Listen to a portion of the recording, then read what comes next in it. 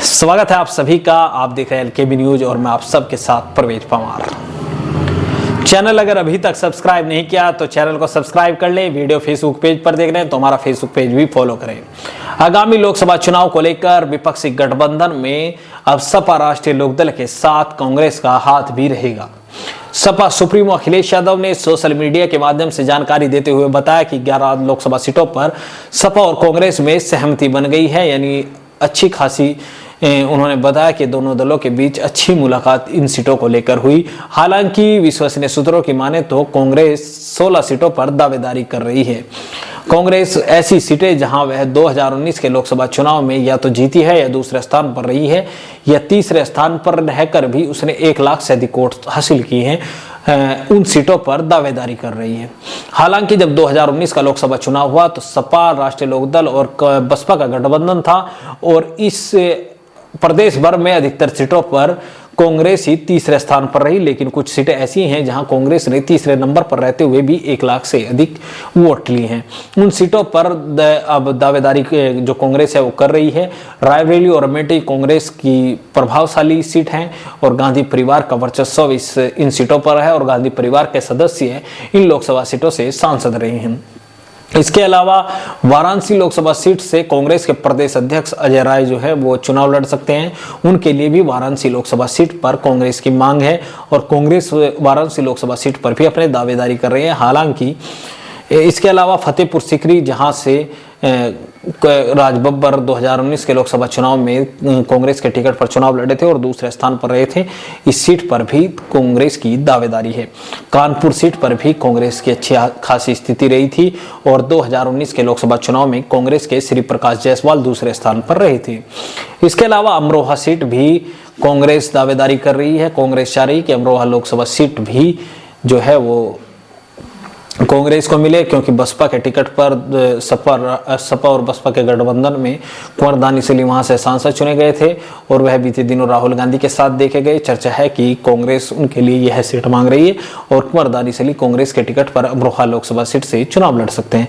इसके अलावा अकबरपुर में कांग्रेस ने 2019 के लोकसभा चुनाव में तीसरे नंबर पर रहकर 1 लाख से अधिक वोट हासिल किए। इस सीट पर भी कांग्रेस दावेदारी कर रही है। इसके अलावा धौरहरा, यहां पर भी कांग्रेस तीसरे स्थान पर रही थी। बाराबंकी सुरक्षित सीट जो पीएल पूनिया की सीट मानी जाती है, जो कांग्रेस के बड़े नेता रहे हैं, उनके लिए भी कांग्रेस बाराबंकी लोकसभा सीट चाहती है। उनके परिवार के सदस्य इस सीट से चुनाव लड़ सकते हैं। इसके अलावा गाजियाबाद में कांग्रेस 2019 के लोकसभा चुनाव में तीसरे स्थान पर रही थी। हालांकि जो सपा ने उस समय भारतीय जनता पार्टी के उस समय के राष्ट्रीय अध्यक्ष राजनाथ सिंह के सामने अपना उम्मीदवार नहीं उतारा था। कांग्रेस के जो यहाँ से चुनाव लड़े थे वो दूसरे स्थान पर 2009 में रहे थे, तो कांग्रेस इस सीट पर भी दावेदारी कर रही है। 2019 में सहारनपुर लोकसभा सीट पर भी कांग्रेस तीसरे स्थान पर रही थी। इसके अलावा 2014 के लोकसभा चुनाव में कांग्रेस सहारनपुर लोकसभा सीट पर दूसरे स्थान पर रही थी। कांग्रेस इस सीट पर भी अपनी दावेदारी कर रही है।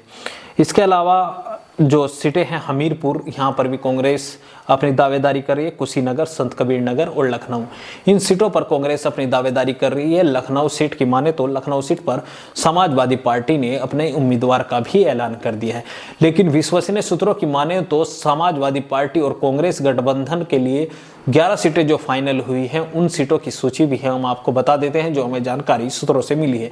उनमें रायबरेली, अमेठी जो कांग्रेस के गांधी परिवार की सीट मानी जाती हैं, इनके अलावा वाराणसी भी कांग्रेस के अजय राय के लिए समाजवादी पार्टी ने दे दी है और अजय राय यहां से चुनाव लड़ेंगे।